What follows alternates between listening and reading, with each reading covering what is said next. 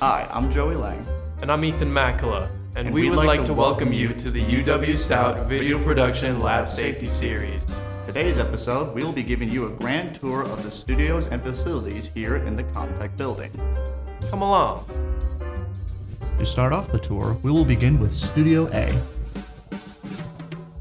Studio A is the biggest studio and is suitable for bigger scenes, interviews, as well as regular photo shoots. The floor is name brand linoleum, which is prone to scratching and scuffing, so we ask you to take off your shoes while you work in the studio, or wear the booties provided by the door. Do not ever step on the cyclorama. It is delicate and could break. Next up is Studio B, which is right next to Studio A. The walls are surrounded with foam, so this can be an excellent place to record audio. Also, this is the studio to use if you are working with liquids, food, or other potentially messy subject matter. The backdrop in Studio B is interchangeable.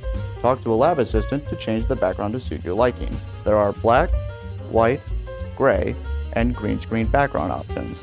Moving on, we have Studio C, which is located in room 111 of the Analog Film Lab. In this studio, you can find two different plexiglass tables, one black and two white ones, a large one and a small one. Nothing can go on these tables aside from the designated items for your projects.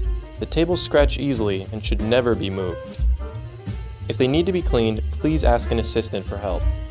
There are lots of foam cores and white bounce boards in the studio, which are often employed for shooting tabletop objects.